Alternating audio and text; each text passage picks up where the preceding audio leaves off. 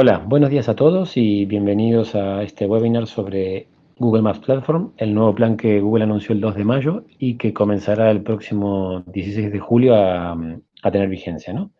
Gracias por asistir y bueno, en primer lugar me presento, yo soy Alfonso Siri, que estoy a cargo en H2I de toda la parte de Google Maps y bueno, os voy a contar un poco las cosas que ha anunciado Google y el impacto que puede llegar a tener en algunas aplicaciones que podéis tener en uso, ¿no?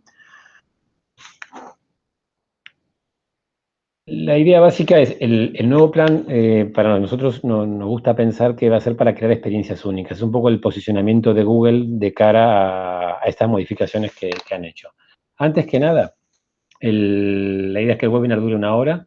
Si os perdéis la conexión en algún momento, conectarse con el mismo URL que os hemos invitado. Al final de la sesión vamos a compartir una síntesis de la presentación y un enlace a la grabación y también os pediremos probablemente una encuesta para conocer vuestra opinión. Las preguntas os animamos a que las hagáis a través de la interfaz de YouTube, ¿vale? Y si alguno quiere utilizar Twitter o alguna cosa parecida, que utilice el hashtag nuevo Google Maps. Y si tenéis alguna incidencia que os desconectáis y no puede volver a entrar o alguna pregunta que no entra vía la interfaz de YouTube, nos escribís a geo@h2i.es, ¿vale? Pues gracias y vamos a comenzar. ¿Cuáles son los objetivos? Conocer lo esencial de Google Maps Platform, cuál ha sido la filosofía de Google con este cambio, cuáles son los productos o cómo se clasifican, porque en general los productos son prácticamente los mismos con algunos matices, qué costes van a tener, aquellos puntos críticos que pueden impactar en nuestras aplicaciones, porque al final muchos que estábamos trabajando con el plan estándar, de repente pues podemos ver que la factura, en el caso de que existiera, se puede incrementar varias veces, ¿no? ¿Cuál es el calendario de implementación a la fecha de hoy? Y algunos recursos que os pueden ser de utilidad para comenzar a andar el camino con la nueva licencia. Vamos a ver quiénes somos nosotros, quién es H2I, qué va a cambiar, cuál es el calendario de implementación, qué tenéis que hacer, cuáles son los retos dentro de este nuevo plan, en qué podéis contar con nosotros y dar paso a una sesión de preguntas y respuestas. Por presentarnos, primeramente, nosotros somos partners de Google desde el año 2009 y estamos trabajando de la mano de las tecnologías de Google en ayudar a las organizaciones en su transformación digital, utilizando tecnologías de Google. También utilizamos tecnologías de otra empresa que se llama Wrike para la gestión de proyectos y servicios de consultoría, integración, despliegue, desarrollos, etcétera, etcétera.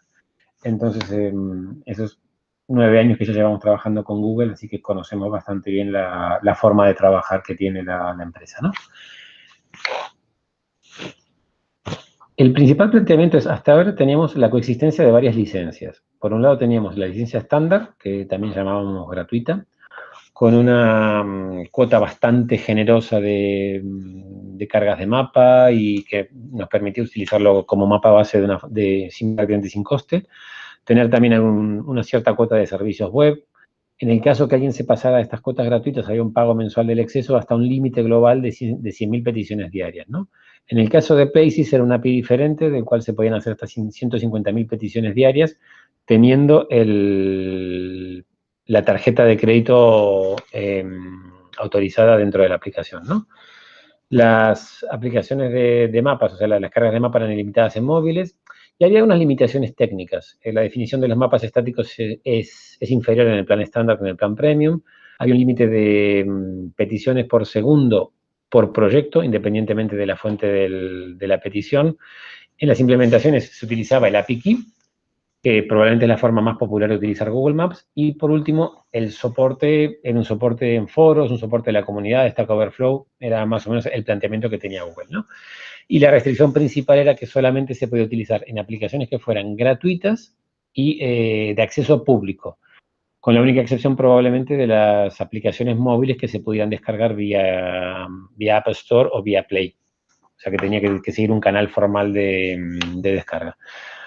Esto era un uso, pero dentro del ámbito de las empresas o de aplicaciones que pudieran tener algún tipo de restricción, era obligatorio utilizar el Premium Plan. Y esto tenía varias diferencias en cuanto a que podías, por ejemplo, para una aplicación de tipo externo, que aunque alguno pudiera pensar que se podía solapar con el plan estándar, podía ser que el cliente necesitara un acuerdo de nivel de servicio o que previera en ciertos periodos del año superar las 100.000 peticiones diarias, etcétera, etcétera. Entonces, al final es un acuerdo mucho más robusto con con un soporte formal, etcétera, etcétera. Y después teníamos para asset tracking, o sea, todo lo que era seguir en tiempo real algo que se mueva, requería por términos de uso una licencia premium. Y por último, lo que son aplicaciones OEM, es decir, que alguien como desarrollador incluye Google Maps en una aplicación que después vende a terceros. En el Premium Plan, evidentemente, no había un límite de peticiones, simplemente había un volumen de créditos que se contrataba con un pago mínimo anual y un límite diario de servicios web. Había descuentos por volumen y dentro de las ventajas podías tener analítica de mapas, que era una forma de entender cómo estaban mis clientes o mis usuarios utilizando el mapa, si hacían Zoom, si utilizaban web services, o sea, cuál era un poco el uso para poder mejorar la usabilidad de la aplicación, ¿no? Teníamos también que las peticiones por segundo, además de tener un límite que se aplicaba al servidor, cuando era vía cliente, cada cliente tenía un límite individual de 1 o 2 peticiones por segundo, con lo cual a los efectos prácticos nuestra aplicación era ilimitada en cuanto a las peticiones por segundo. Un acuerdo de nivel de servicio muy robusto, pero además con penalizaciones financieras.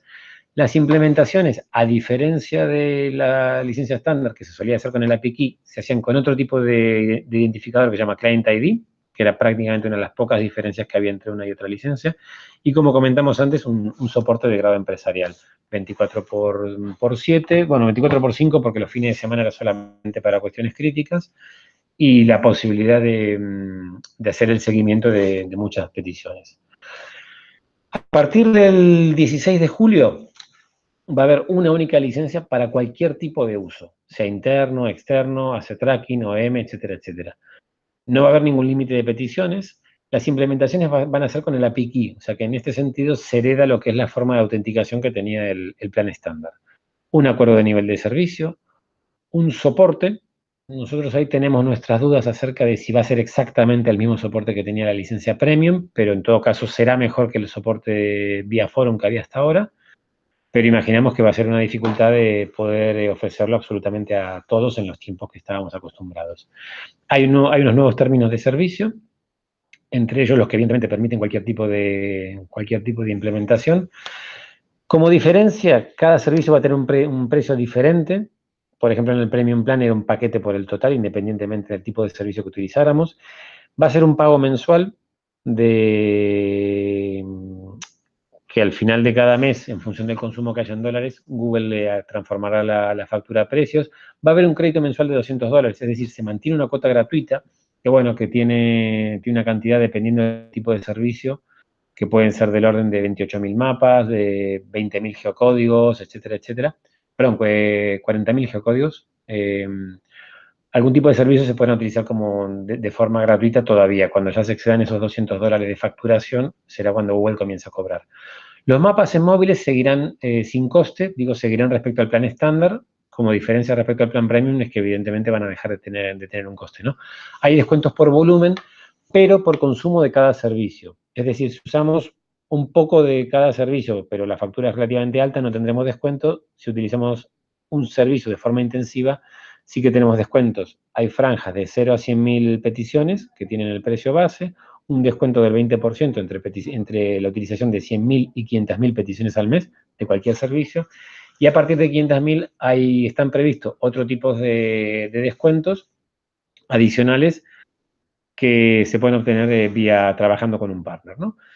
Y también una novedad que introduce Google es que hasta ahora los servicios, si uno pedía places o uno pedía direcciones o la matriz de distancia, era el mismo coste independientemente de la información que uno necesitara.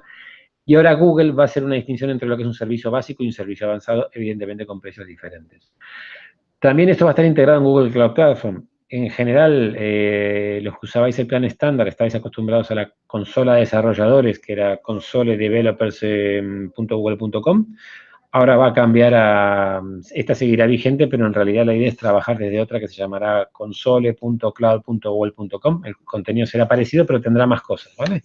Porque también la idea es animaros a que veáis Google Cloud Platform como una unidad y podáis utilizar otro tipo de servicios para vuestras aplicaciones, ¿no? Hay funciones avanzadas de análisis utilizando Google Cloud Platform, por ejemplo, para la parte del para la parte del análisis de la factura, del análisis del uso.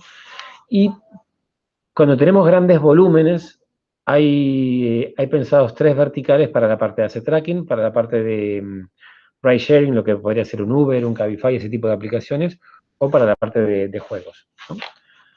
Sabes que Google desde hace ya prácticamente 2 o 3 meses está ofreciendo Google Maps como una herramienta para que los desarrolladores de juegos, en lugar de tener que diseñar una ciudad desde cero, directamente utilicen lo que ya existe, ¿no? Y también poder dar otro tipo de percepción o de experiencia a los usuarios con entornos probablemente mucho más familiares. Google al final los servicios siguen siendo los mismos, pero los ha reorganizado a través de 3 categorías. La primera es la categoría de mapas, donde tenemos el conocido API de JavaScript, el famoso mapa para la web, mapas estáticos, Street View, mapas estáticos en móviles, mapas dinámicos en móviles, que esto ya veremos que estos dos van a ser gratuitos, y después el Embed API. El Embed API hasta ahora era un API que iba por libre, no estaba incluido en el plan Premium, pero ahora Google lo incluye en esta propuesta, ¿no? ¿Y qué costes van a tener? Como veis, lo que puede ser más usado, que son los mapas dinámicos, es decir, los mapas en los cuales yo puedo navegar, hacer zoom in, zoom out, irme al norte, sur, etcétera, etcétera, lo que se llama PAN, esos van a costar $7 cada 1000. Los mapas estáticos, que al final es una imagen en la cual yo no me puedo mover, simplemente el usuario verá lo que le he planteado y si quiere moverse tendré que hacer otra carga nueva, $2 cada 1000. Las imágenes Street View, tipo panorama, $7, y cuando queremos hacer algún tipo de navegación ya costarán $14 por millar. Y tenemos lo que es el Embed Advanced de $14 por millar. Sin embargo, el típico uso de Embed, que es cuando simplemente queremos mostrar dónde está un sitio y no guiar al usuario, no hacer Street View ni nada, ese Embed no va a tener coste.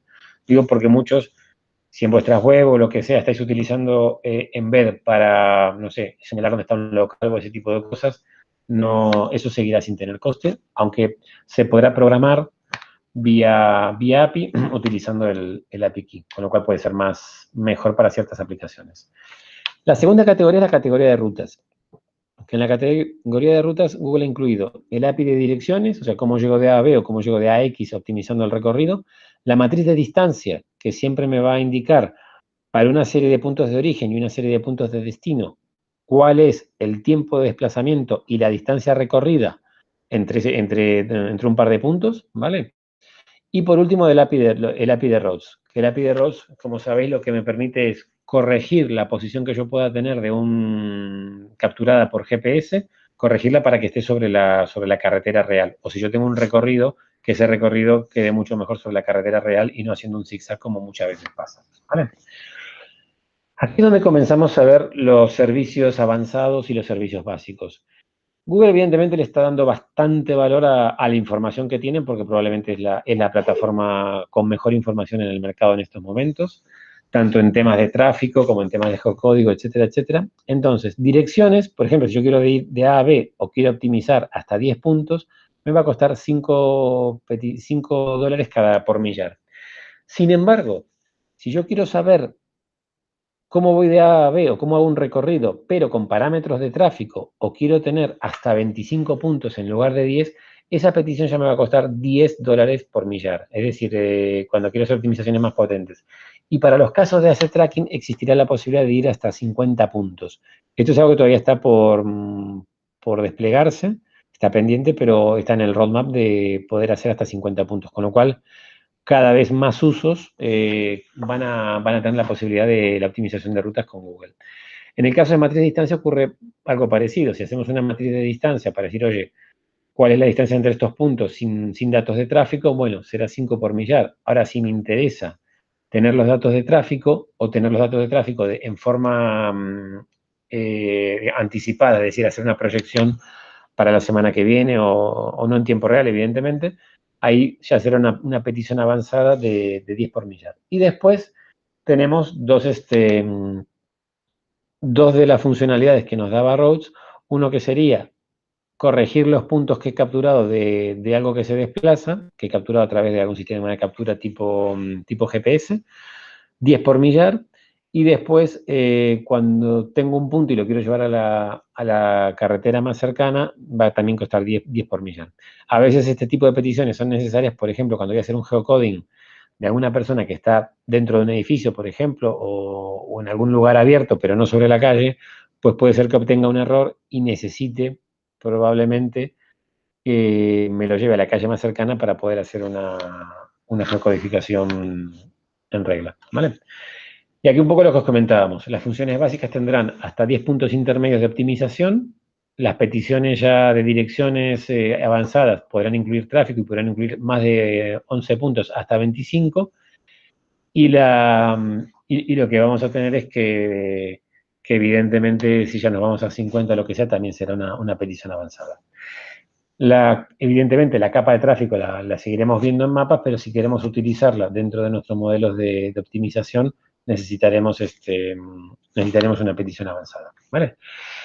Y una de las categorías que tiene más cambios, más allá de la clasificación, es la parte de places, lugares. Google sí que una vez más se está jactando de la calidad de su información, y aquí ha agrupado lo que es places, geocoding, geolocation, que geolocation, si recordáis, es que yo a partir de las señales Wi-Fi y de las señales de telefonía que está viendo un dispositivo no necesariamente conectado, esa información se la mando a Google y Google me va a devolver una posición con muchísima más precisión que un GPS, sobre todo cuando hablamos bajo techo, en zonas muy urbanas, etc.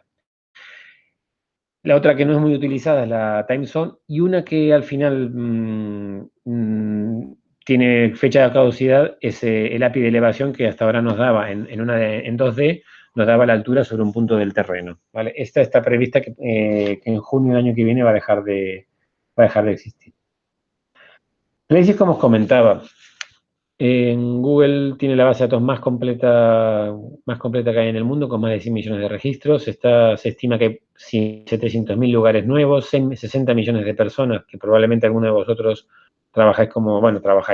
participáis como local guides, poniendo comentarios sobre establecimientos, dando de alta nuevos lugares, etcétera, etcétera. Y aquí, claro, Google lo que plantea es la riqueza y la frescura de la información. No hay nadie que tenga algo parecido. Hay cosas que se le pueden acercar dependiendo del mercado, pero realmente a nivel global o en muchos mercados Google es de lejos el líder, ¿no? Y también la funcionalidad de autocompletado. En muchísimas aplicaciones, en particular en aquellas aplicaciones de usuario final y cuando estamos hablando de móvil, el poder ayudar al usuario a que introduzca su dirección de una forma más fácil, no solamente nos permite una mejor experiencia y una satisfacción mayor del usuario, sino que además, como desarrolladores o como dueños de la aplicación, nos garantizamos que esa dirección exista. Y esto es crítico, evidentemente, cuando estamos hablando de e-commerce o de después poder saber dónde están mis usuarios, dónde están mis clientes o funcionalidades parecidas. El API de Places, que hasta ahora, cuando hacíamos una petición, me daba todos los detalles, ahora se va a dividir en 3 categorías. Por un lado, la petición tradicional, yo voy a obtener estos datos básicos. La identidad del lugar, que sabes que la identidad es algo que es permanente, con lo cual lo podemos almacenar sin problemas. Título, categoría, la dirección, si está abierto o no, la ubicación, latitud y longitud, etcétera, etcétera, ¿no? Y después tenemos aquí información de contacto, que sería una petición que tendrá un coste avanzado una vez que hayamos hecho la petición básica, donde nos dará la URL, el número de teléfono, las horas de operación de las horas en las cuales está abierto el local, y finalmente, cuando para aplicaciones más vinculadas a hostelería, probablemente turismo, etcétera, etcétera, cuestiones vinculadas a la atmósfera que llamamos, que es el nivel de precios y el rating, que incluirá no solamente las estrellas, sino también los comentarios de los usuarios. ¿Qué costes tenemos aquí? Y aquí es donde se abre un poco más el esquema respecto a los productos anteriores. El Place ID, o digamos la petición básica, va a costar $17 por millar. Y el autocompletado sí que sufre una transformación interesante. Hasta ahora el autocompletado, lo que necesitábamos era pagar por cada digamos, keystroke, por cada presión en el teclado que realizaba el usuario, y después teníamos un coste de seleccionar una de las sugerencias que nos daba Google. Ahora todo esto se va a reemplazar, o como opcional, por lo que es la sesión de autocompletado. Lo bueno de esto es que en la sesión de autocompletado, independientemente de que el usuario utilice una tecla o 23 teclas o las teclas que quiera, esto va a ser una sesión. No voy a tener ningún coste adicional y la sesión va a terminar cuando el usuario escoja un resultado. En ese momento se cobrarán $17 por cada millar. Esto para las aplicaciones que hasta ahora estaban utilizando Places, por ejemplo en el plan Premium, la verdad que es bastante positivo porque disminuye de una forma importante el coste del autocompletado, que realmente muchas veces se la ha visto como un lujo. Una funcionalidad nueva, por ejemplo, va a ser encontrar un lugar por texto, por una descripción, por un nombre, o también, por ejemplo, por un número de teléfono, siempre y cuando, evidentemente, el teléfono esté dado de alta en el sistema. Otra funcionalidad que va a aparecer es, oye, que el usuario, poder encontrar al usuario a partir de los datos que nos puede dar su teléfono. Entonces, esas también van a ser algunas de las aplicaciones de valor que está agregando Google. Y después, las peticiones más tipo radar, tipo de, oye, quiero que me des todos los resultados que hay en esta zona correspondiente a una categoría o unas características determinadas, esas sí que van a ser ya más premium y van a tener $40 por millar. Lo que no tenemos todavía confirmación es si vamos a tener también todos los detalles de cada sitio, porque aquí sabíamos que nos daba 20 resultados por petición, o si habrá que entrar después en cada sitio y nos cobrarán $17 por millar. Eso es algo que todavía está abierto. En todo caso, nosotros nos prepararíamos para que después en cada sitio nos dé los datos básicos, como era hasta ahora, que nos dé la latitud y la longitud, pero si queremos tener datos ya más de detalle, tengamos que ir a alguna de las alternativas que hemos visto antes, ¿no? Y después tenemos la parte de fotos, que fotos hasta ahora se servía con la petición de Places, de Place Details, pero ahora nos va a costar $7 por millar cada foto. Y por último, el clásico de geocoding, a partir de una dirección postal, obtener latitud y longitud y viceversa, no, tanto como geolocation como la zona horaria, nos costará $5 por millar de peticiones. Esto es lo que comentaba antes. Una de las funcionalidades nuevas que tenemos, justamente por todo el abanico de datos que tiene Google y la riqueza de los datos, encontrar el lugar a partir de un texto y lo que decíamos, un lugar, un nombre, una dirección, un teléfono, etcétera, etcétera, y también poder pedir los datos específicos, si es básico, si es un contacto. Aquí carácter está utilizado como FEAR, sería la parte del rating o los comentarios que puede tener de otros usuarios, o categorías de fotos, ¿no? Si no se especifica ningún campo, solamente nos dará el Place ID, que evidentemente no tendrá mucha importancia, salvo que le pongamos algún dato adicional. Esto puede ser interesante porque, por ejemplo, imaginemos determinados datos que vemos que los usuarios piden con cierta frecuencia. Google, recordad que nos permite almacenar la información hasta 30 días en un caché, ¿no? Entonces, a lo mejor, si nos preguntan con cierta frecuencia y Find Place from Text nos va a dar el Place ID, lo que podemos hacer es, oye, el Place ID ese después buscarlo en la base de datos que tenemos temporal, ¿no? Y más que nada porque creemos que puede dar donde utilicemos Text Search, puede dar una petición mucho más ajustada que Text Search, ¿no? Que Text Search ahora va a costar $40 por millar.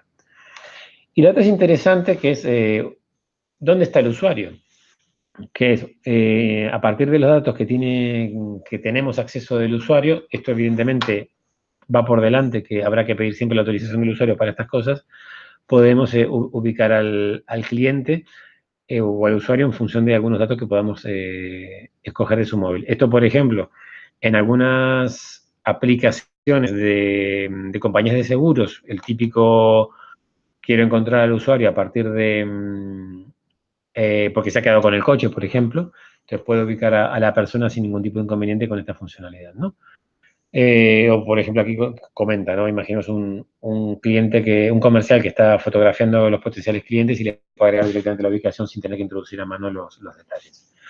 También vamos a tener nuevos límites para usos masivos, ¿no? Que al final, en Directions, por ejemplo, teníamos 100.000 peticiones al día y 50 por segundo. Ahora el único límite que vamos a tener va a ser de 50 peticiones por segundo. O por ejemplo en estas que veíamos de mapas dinámicos, que teníamos 100 peticiones por día, 100.000 al día, vamos a tener simplemente 500 peticiones por segundo. Esto estamos hablando de poder hacer 40 millones de mapas al día.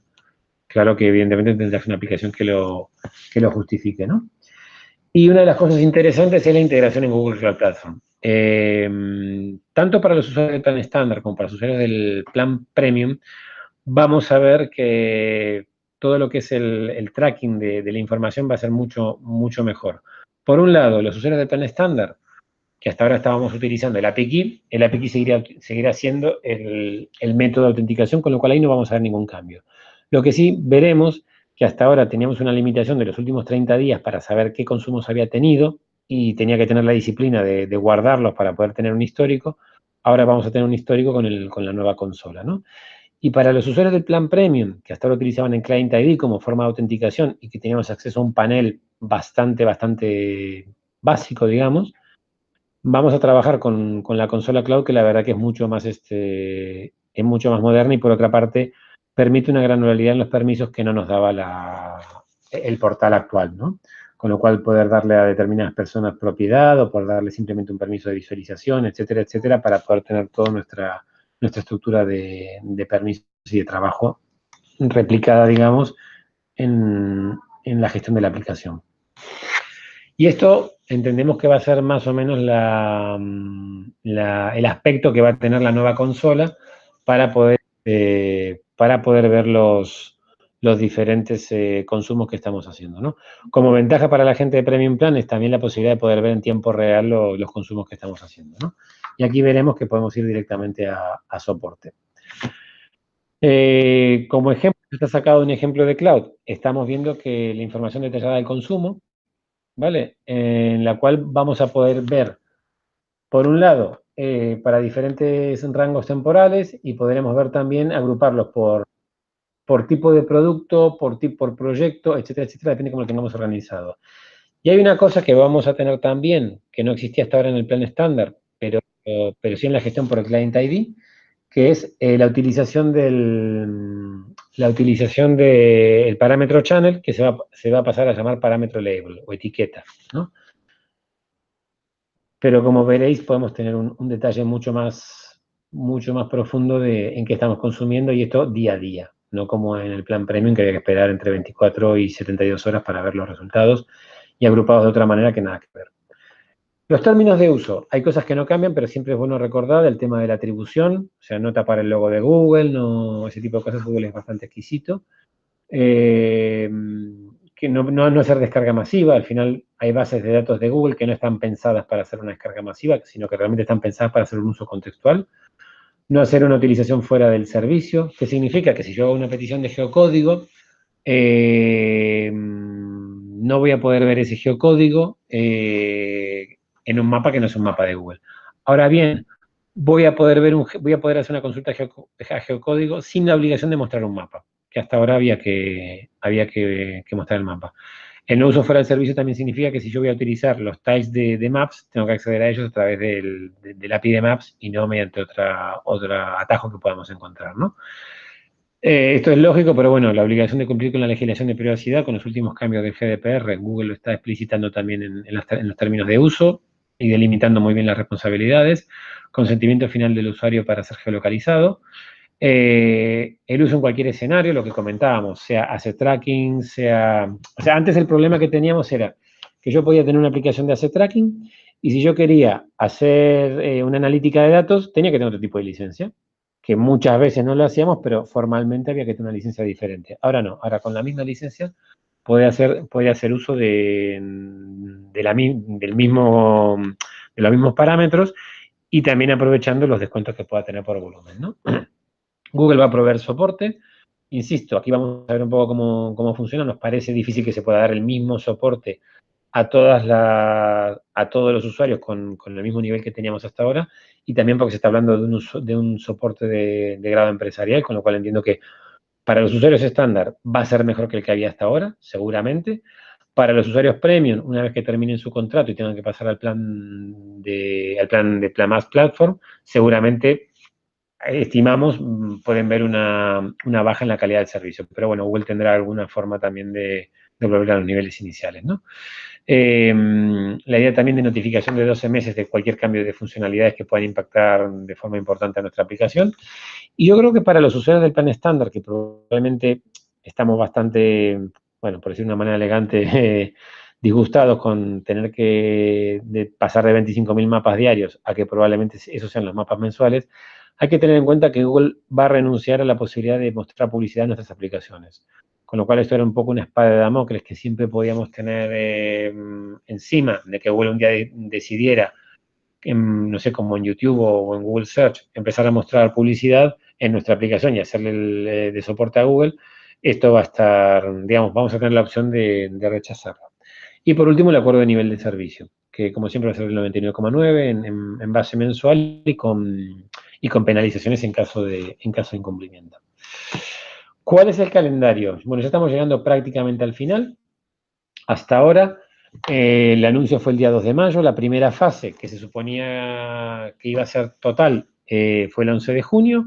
El cambio que se pudo ver a partir de esta fecha eran las llamadas sin ningún tipo de autorización, o sea, la llamada de keyless, que bueno, al final algunos siguieron funcionando, pero bueno, en el transcurso de estos meses algunos comenzaron a ver que su aplicación dejaba de funcionar y tenían que empezar por lo menos a ponerle algún tipo de autenticación a su llamada.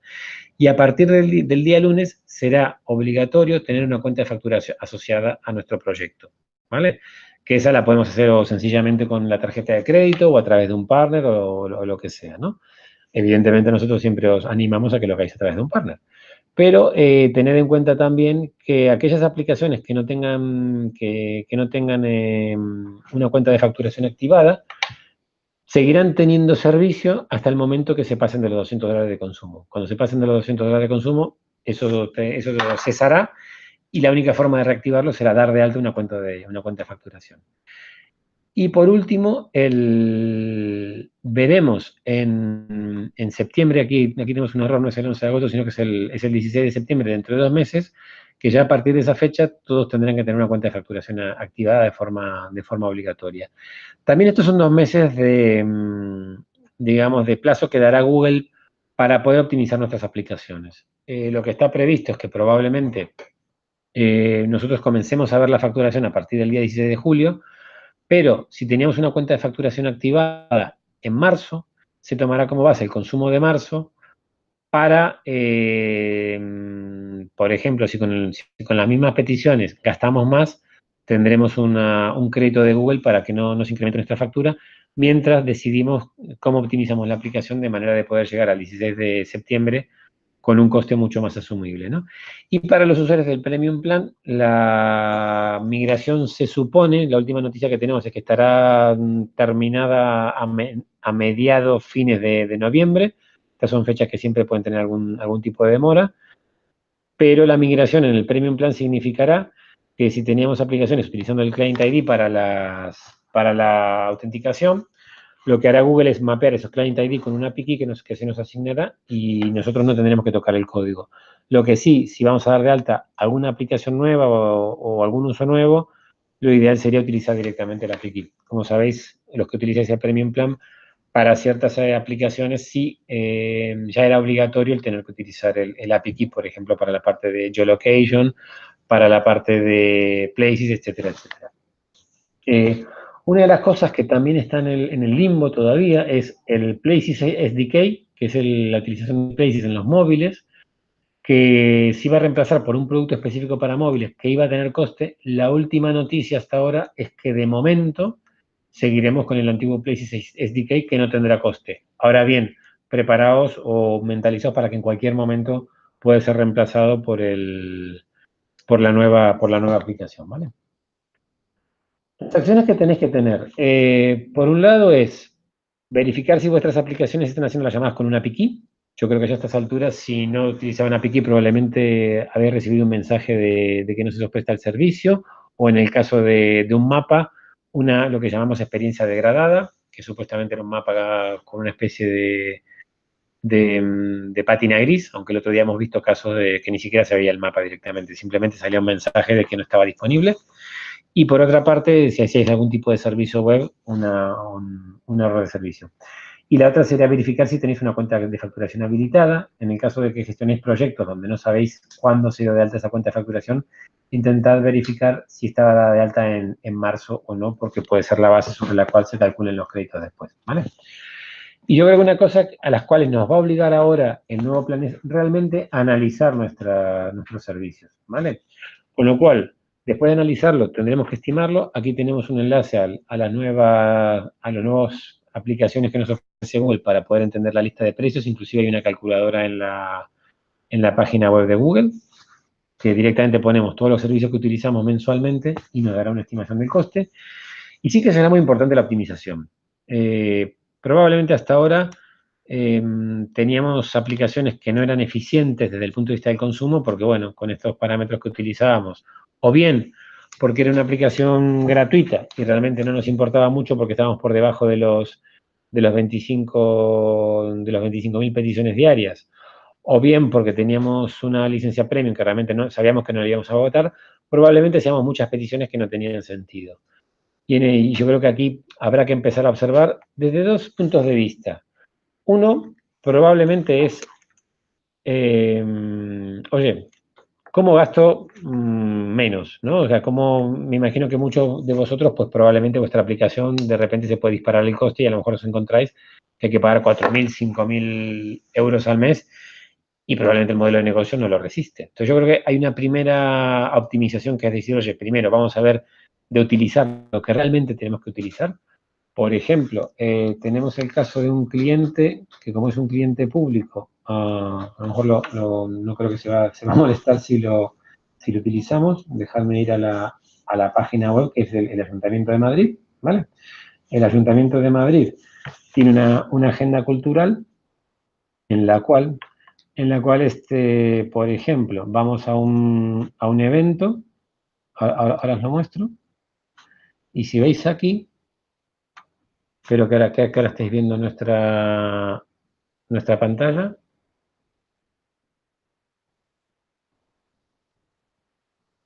Ahí aparece. Como veis, el Mad Cool Festival me da por un lado la información y por otro lado tengo un mapa. Lo que nosotros vimos, no sé si ya lo habrán modificado, era que cuando yo tenía la información me cargaba el mapa al mismo tiempo. Y la verdad que no había necesidad porque muchos usuarios simplemente veían la información y salían. En cambio ahora lo que hacen es que el mapa se carga cuando cuando yo lo pido. Entonces, evidentemente, se ha disminuido de forma sensible lo que era el consumo. Y además, por un lado, además de realmente optimizar el consumo en el sentido de vamos a gastar menos, probablemente también es una oportunidad para dar una mejor experiencia de cliente, ¿no? O sea, para realmente sacarle provecho al mapa y que le brindemos una experiencia diferente al cliente, por el cual, primero, le facilitemos la conversión para que consuma nuestro producto y segundo, lo que hacemos es también dar una mejor opinión de la aplicación que le ofrezcamos, ¿no? Entonces, muchas veces, en lugar de mostrar simplemente el mapa, a nosotros particularmente, cuando tenemos el típico mapa en el cual vemos nada más que un punto ahí perdido, sin más información contextual, a veces no es muy útil. Y lo interesante puede ser estar mostrando diferentes puntos de interés, porque para este caso a lo mejor con un mapa estático alcanzaría. Tenemos otros clientes que lo que están haciendo es reemplazar este tipo de mapa, que como decíamos es un mapa dinámico que os va a costar $7 por millar, por un mapa dinámico, por un mapa estático que simplemente veréis esta imagen y no se moverá. Y si el usuario quiere moverse, pues en ese momento lo que haremos será ofrecerle un mapa dinámico. Con lo cual, imaginaos, la idea es ofrecerle al cliente o al usuario lo que necesita en cada momento. Este era simplemente un ejemplo para que podáis ver ejemplos de optimización que estamos teniendo, ¿vale? Entonces volvemos un poco a la parte de optimización. Esto nos va a, como decía, a obligar a contabilizar prácticamente cada petición de una forma bastante precisa, ¿no? Y ya, los retos, como os decíamos antes, por un lado es diseñar la experiencia de usuario de una mejor forma, ¿vale? Para que realmente el mapa no sea simplemente una cuestión estética, sino que sea también un valor agregado, ¿no? Y eso nos obligará a pensar de una forma mucho más creativa, ¿no? Conocer la aplicación, qué le quiere ofrecer al cliente, para entender qué hace, por qué y con qué coste. O sea, nuestra idea como partner a veces no es que gastéis lo más posible. porque probablemente terminamos matando vuestro proyecto. La idea es que gastéis lo que se necesita, y si algún día gastáis mucho es porque estáis ingresando mucho. Dicho esto, también es posible que modelos masivos que se basaban solamente en publicidad, probablemente con los modelos actuales de mapas no va a ser posible. Porque si ya de partida tenemos un coste de entre 2 y 7 dólares de un mapa, probablemente no habrá publicidad que nos esté pagando eso, salvo que a lo mejor tengamos un mapa dinámico en el cual podamos tener una sesión de usuario bastante prolongada, en el cual le podamos mostrar bastantes publicidades, ¿vale? Siempre recordad que la sesión de un mapa dinámico tiene una duración bastante larga y puedo ponerle diferentes capas de información o el usuario puede moverse sin hacer un coste adicional. Y lo que decimos, los servicios de Google Maps tendrán que dejar de ser un elemento decorativo para ser realmente una herramienta que aporte negocio a nuestra empresa, ¿no? Finalmente, las opciones de asistencia que vamos a tener. Bueno, nosotros evidentemente os podemos ayudar no solamente a calcular los costes, sino también a evaluar qué alternativas hay. Oye, aquí que tenías un mapa dinámico, pues probemos con un mapa estático. Aquí que tienes un montón de geocódigos. Oye, ¿realmente necesitas esos geocódigos? Esta mañana, por ejemplo, estaba con un cliente que es una empresa del sector de trabajo temporal. Claro, habían diseñado una aplicación que hacían un uso de miles y miles de geocódigos al día que no tenían sentido realmente, porque había otras posibilidades con el uso de Maps que realmente podían bajar de 35.000 a menos de 1.000. Como decíamos, una optimización orientada a la experiencia del mapa, y Google está ofreciendo una guía para los usuarios del plan estándar que entendemos que de momento no es muy feliz para aquellos usuarios de Premium Plan, porque tienen a veces una casuística diferente. Pero sí que estamos absolutamente encantados de mostraros diferentes maneras de poder o bien gastar lo mismo pero con una experiencia más interesante, o muchas veces gastar menos con una experiencia más interesante. Hay otro ejemplo que siempre ponemos aquí de un banco. Un minuto. Perdona que este es el problema del directo. A ver, se me el URL. Parece que estaría que ponerle la W. Un minuto.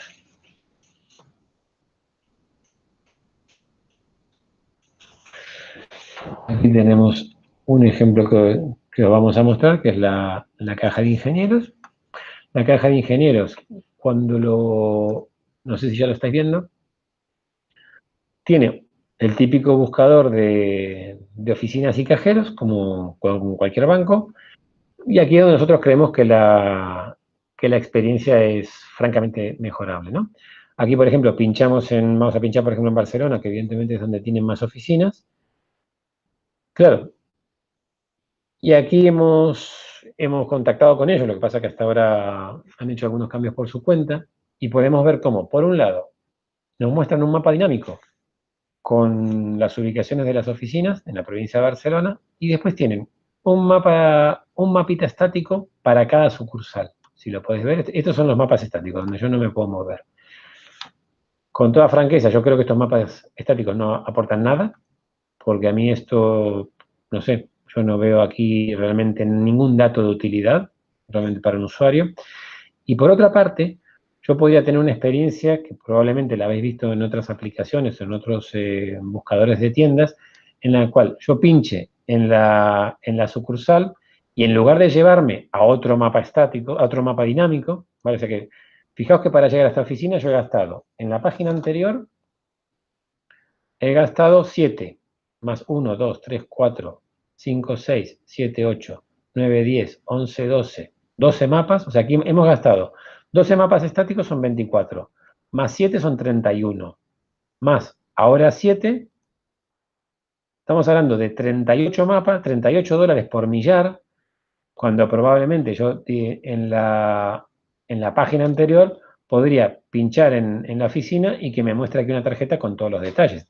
El mismo modo que hace Google Places, cuando quiero ver el detalle de un lugar.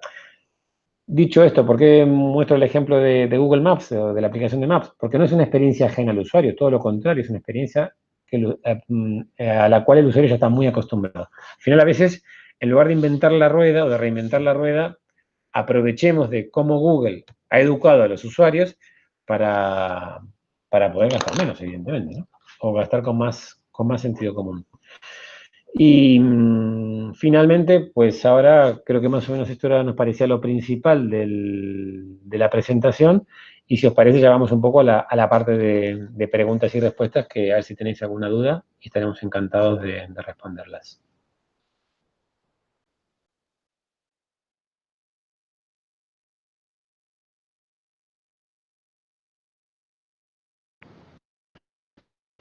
Vale, primeras preguntas que hemos recibido casualmente a través del correo electrónico.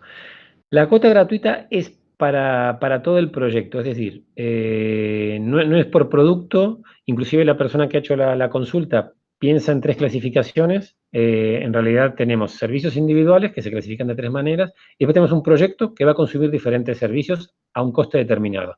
Imaginemos que yo consumo, no sé, 10.000 geocódigos al mes. 10.000 geocódigos son $50. 100.000 mapas son $700, con lo cual yo voy a tener $750 de consumo ese mes.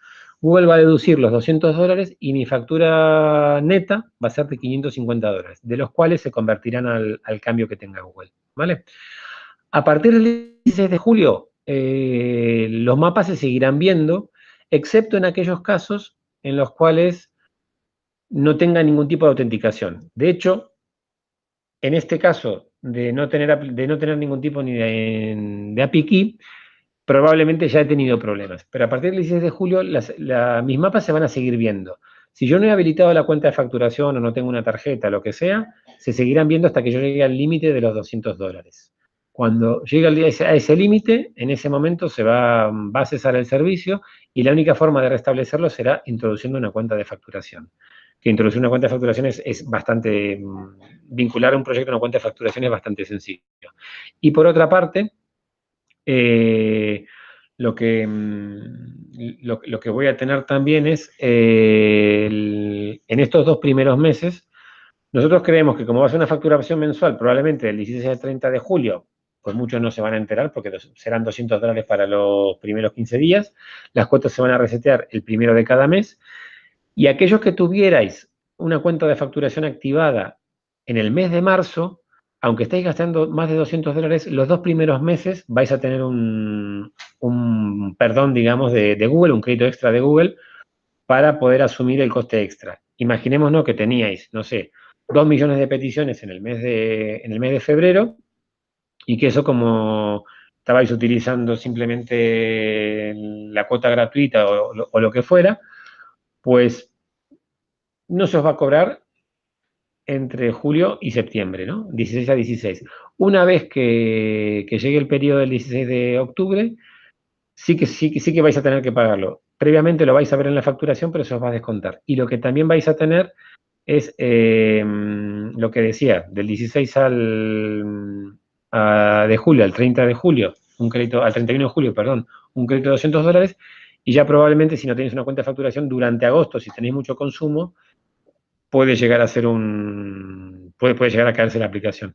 Para ver el consumo, los que tengáis el plan estándar, podéis ir a vuestras cuotas de los últimos 30 días en el panel de los APIs y simplemente ver qué consumo habéis tenido de cada servicio. Sumar todo en la calculadora que os dé Google, o si queréis nos lo mandáis, y simplemente ahí vais a tener la estimación del coste.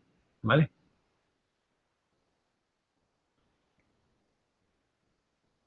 No sé si alguno tiene alguna duda más. Como recordatorio de cosas que nos preguntan, un mapa dinámico es un mapa con el cual yo puedo hacer muchas cosas, y mientras no lo refresque o mientras el usuario no refresque la página o la aplicación o lo que sea, yo siempre voy a estar en la misma sesión y no voy a tener que gastar más. O sea que, por ejemplo, imaginémonos que al usuario le mostramos, no sé, bares de copas. Le pongo la capa de bares de copas. Y ahora quiero ver restaurantes. Le pongo ahora la capa de restaurantes. Y ahora quiero ver tal cosa. Todo eso va a ser siempre dentro de la misma sesión del mapa, con lo cual no voy a tener costo extra. El tema del autocompletado también es una sesión única en la cual vamos a tener, independientemente del número de caracteres que introduzca el usuario, va a tener un coste único de $17 por millar. Y de momento lo que os decía, lo único que está previsto en el mediano plazo o en el largo plazo es que los mapas en móviles no tengan coste y que las peticiones hechas con el Embed API, cuando son de lugar o de visión, no tengan coste, sí que van a tener coste las de búsqueda, las de direcciones y las de Street View. O sea que eso tenerlo en cuenta porque además Embed va a costar $14 por millar, no va a ser una aplicación económica, ¿no? Y el Places SDK en móviles, en principio, haceos la idea de que va a tener un coste, pero en los primeros días probablemente, y casi me atrevo a pensar que en el primer mes por lo menos, seguiremos con la misma aplicación de Places SDK que teníamos hasta ahora. ¿Vale? Así que bueno, si queréis esperamos un par de minutitos más por si a alguno se le ocurre alguna duda o revisa sus notas, algo que haya quedado pendiente. Y, y si no hay ninguna cosa, lo daremos por terminado. Esperamos, ¿vale?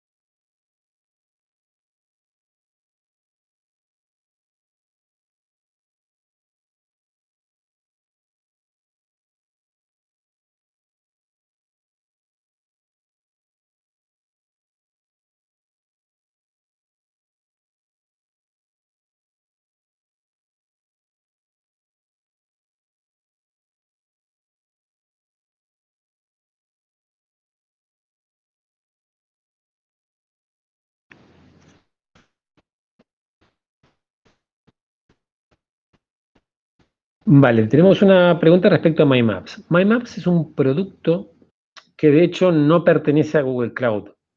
Es un producto que va un poco por libre, forma parte de Google Maps, perdón, de G Suite, como uno de los servicios que no están dentro del acuerdo a nivel de servicios. MyMaps de momento no tiene absolutamente ningún cambio. Yo creo que MyMaps es una propuesta de Google para que los usuarios de G Suite o lo que sea puedan hacer una visualización de datos probablemente bastante básica, muchas veces en conjunción con Fusion Tables, que Fusion Tables, no sé si sabréis, pero es una aplicación que está experimental y morirá experimental, o sea, no es una aplicación en la cual Google esté invirtiendo en estos momentos desde hace ya rato. Y MyMaps seguirá, de momento no va a tener ningún cambio, y lo que digo, no pertenece al portfolio de productos de Google Cloud. Google Maps está dentro de Google Cloud, que tiene la parte de Cloud Platform, la parte de G Suite y la parte también de Chrome. Y Maps es una de las divisiones, pero no... Lo único que, respecto de Google Maps, de My Maps, perdón, probablemente es una forma de comenzar a hacer cosas, pero es muy básico, o sea, es muy difícil enriquecer realmente una experiencia como My Maps. De hecho, os voy a mostrar un segundo. Nosotros estamos luchando, por así decirlo. No sé si conocéis los coches eléctricos de City Car. Y City Car, por ejemplo, es una empresa que no entendemos por qué está utilizando My Maps. Aquí podéis ver My Maps y realmente pues es una experiencia bastante pobre. Puede ser para salir del paso, lo que sea. Por ejemplo, a veces tenemos clientes que han utilizado My Maps en aplicaciones internas, en aplicaciones de empresa. Tampoco está muy claro cuáles eran los términos de uso y yo creo que era evidentemente razonable utilizarlo para evitar la compra de una licencia premium, ¿no? Pero ahora realmente se puede utilizar dentro de una empresa una licencia de las características de Maps Platform y generalmente para los usos iniciales probablemente no va a tener ni coste, porque seguramente cuando hablamos de un uso interno pues no se llega a los $200 por mes fácilmente. Y si es una empresa pequeña, seguramente que no se va a llegar, porque hablamos de 20 y pico mil mapas, o de 10.000 mapas y 20.000 geocódigos, ese tipo de cosas, ¿no? Pero MyMaps no tiene ningún cambio de momento. Otro de los productos que tampoco forma parte de Google Cloud y a veces nos puede dar algún dolor de cabeza es My Business. My Business al final es una propuesta de Google para que las empresas o los clientes puedan mostrar su ubicación o las características de su tienda o lo que sea al público general, y evidentemente Google después lo utiliza como información para la API de Places. Por eso lo que comentábamos antes, que la API de Places, más allá de los local guides, tiene un ritmo de 250.000 cambios al día, por lo menos.